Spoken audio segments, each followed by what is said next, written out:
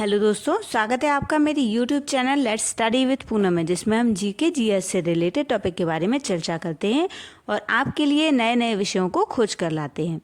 तो आज हम बात करने वाले हैं हमारे देश के 51वें मुख्य न्यायाधीश संजीव खन्ना के बारे में।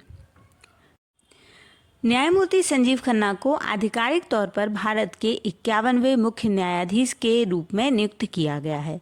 उनकी शपथ 11 नवंबर 2024 को होगी। यह नियुक्ति वर्तमान सीजेआई डी.वाई. चंद्रचूड़ की सेवानिवृत्ति के बाद हुई है, जो 10 नवंबर 2024 को पद छोड़ देंगे। अब हम जानते हैं न्यायमूर्ति संजीव खन्ना के बारे में। तो न्यायमूर्ति संजीव खन्ना, जिनका जन्म 14 मई 1960 को हुआ था, भारत के सर्वोच्च न्यायालय के एक प्रमुख न्यायाधीश हैं। उनकी एक विशिष्ट कानूनी पृष्ठभूमि है। उन्होंने 1983 में दिल्ली बार काउंसिल में अधिवक्ता के रूप में नामांकन करवाया था। शुरुआत में उन्होंने 30 हजारी स्थित जिला न्यायालय में प्रैक्टिस की और बाद में दिल्ली उच्च न्यायालय चले गए, जहां उन्होंने संवैधानिक कानून, कराधान, मध्यस्थता और पर्यावरण कानून सहित विभिन्न क्षेत्रों में विशेषज्ञता हासिल की। 24 जून 2005 को उन्हें दिल्ली उच्च न्यायालय का अतिरिक्त न्यायाधीश नियुक्त किया गया और 20 फरवरी 2006 को भी स्थायी न्यायाधीश बने। न्यायमूर्ति खन्ना को 18 जनवरी 2019 को सर्वोच्च न्यायालय में पदोन्नत किया गया, जहां उन्होंने कई महत्वपूर्ण निर्णय लिखे और विभिन्न पीठों में कार्य किया। अपनी न्यायिक जिम्मेदारियों के अतिरिक्त एक राष्ट्रीय विविध सेवा प्राधिकरण के कार्यकारी अध्यक्ष के पद पर भी हैं और दिल्ली न्यायिक अकादमी और अन्य विधिक संस्थाओं से भी जुड़े हैं। न्यायमूर्ति खन्ना न्यायपालिका में अपने पारिवारिक संबंधों के लिए भी जाने जाते हैं। उनके पिता न्यायमूर्ति देवराज खन्ना दिल्ली उच्च न्यायालय में सेवारत थे।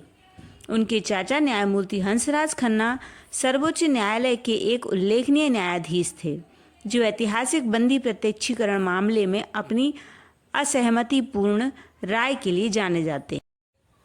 न्यायमूर्ति खन्ना के 13 मई 2025 को सेवानिवृत्त होने की उम्मीद है।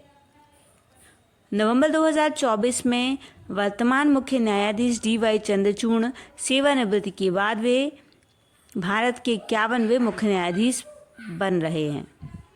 न्यायमूर्ति संजीव खन्ना ने जनवरी 2019 में अपनी नियुक्ति के बाद से भारत के सर्वोच्च न्यायालय में कई उल्लेखनीय निर्णय किए हैं, जिनमें से कुछ प्रमुख मामले निम्नलिखित हैं।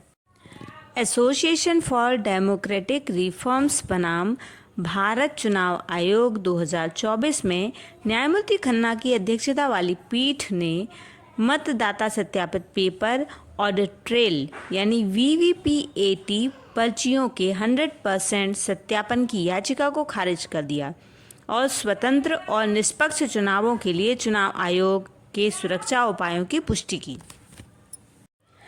चुनावी बॉन्ड योजना की बात की जाए तो वे 5 न्यायाधीशों की उस पीठ का हिस्सा थे जिसने चुनावी बॉन्ड योजना को असंवैधानिक घोषित किया था तथा इस बात पर बल दिया था कि दानकर्ताओं की गोपनीयता का अधिकार राजनीतिक वित्त पोषण में पारदर्शिता की कमी को उचित नहीं ठहराता है।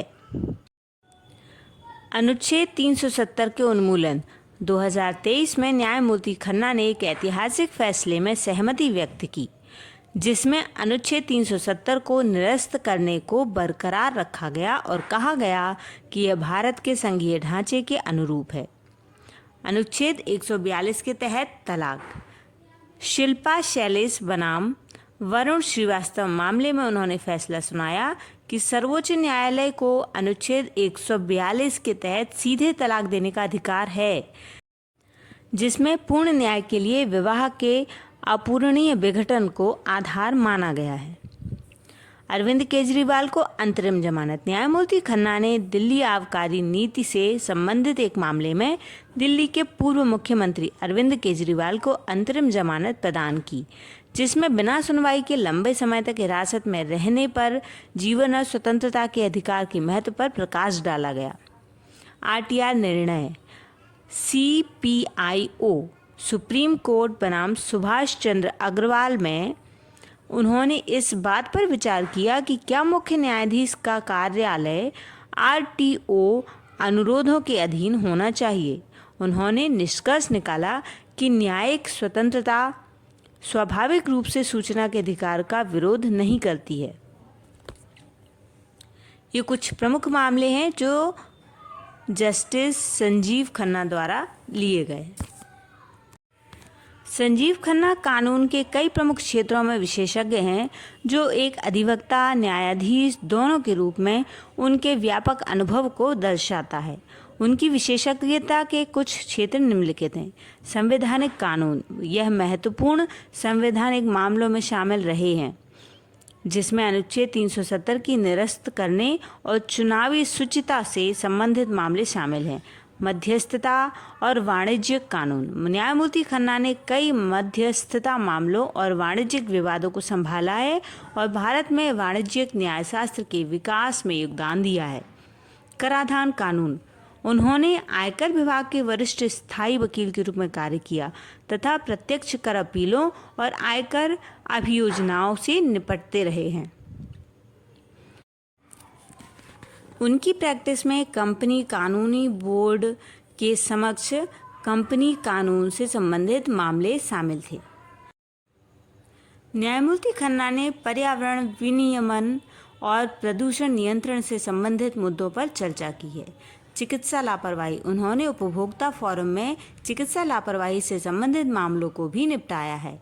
आपराधिक कानून, उन्होंने दिल्ली उच्च न्यायालय में अपने कार्यकाल के दौरान विभिन्न आपराधिक कानून मामलों में संलग्न होकर अतिरिक्त लोक अभियोजक के रूप में दिल्ली सरकार का प्रतिनिधित्व किया है। धनंजय यशवंत चंद्रचूड़, जिन्हें हम जस्टिस डी.वाई. चंद्रचूड़ कहकर भी संबोधित करते हैं, ये भारत के 50वें चीफ जस्टिस बने। राष्ट्रपति द्रौपदी मुर्मू ने जस्टिस डी.वाई. चंद्रचूड़ को 9 नवंबर 2022 को भारत के मुख्य न्यायाधीश के रूप में शपथ दिलाई थी। अधिवक्ता के रूप में डी.वाई. चंद्रचूड़ के करियर को जानने का प्रयास करेंगे।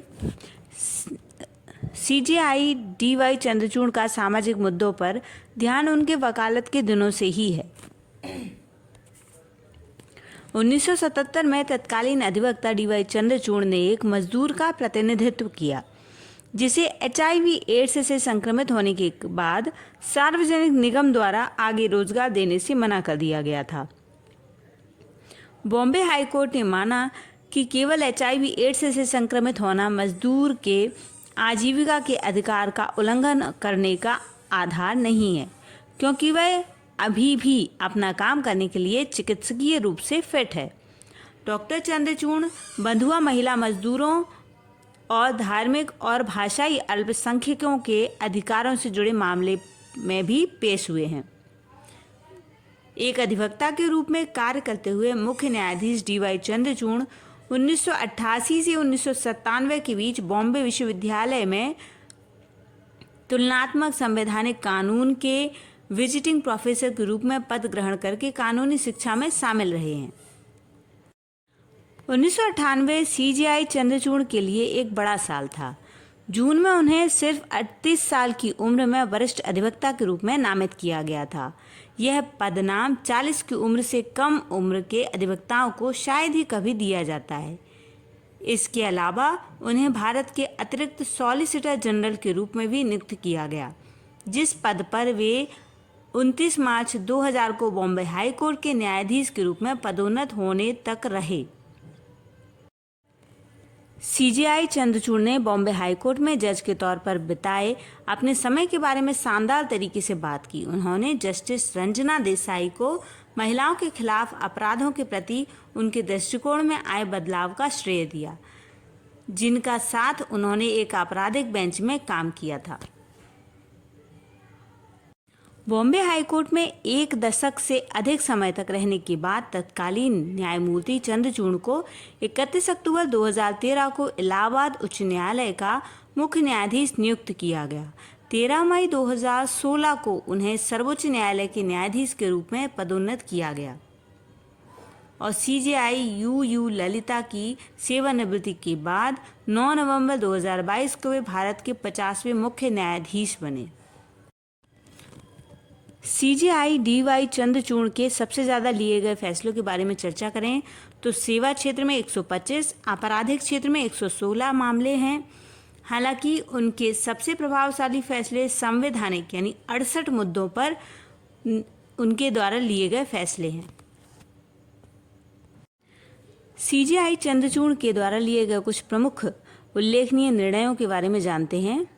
अभिराम सिंह बनाम CD कॉमचेन 2017 मामले में सुप्रीम कोर्ट की 7 जजों की संवैधानिक पीठ के बहुमत ने माना कि चुनावी उम्मीदवार धर्म के आधार पर वोट नहीं मांग सकते। जस्टिस चंद्रचूड़ ने इस मामले में असहमतिपूर्ण राय दी। उन्होंने व्यापक सांप्रदायिक अपील और शिकायत आधारित सांप्रदायिक अपील के बीच अंतर करते हुए फैसला सुनाया कि जन प्रतिनिधित्व अधिनियम 1951 के तहत केवल पूर्व वाली अपील ही प्रतिबंधित है।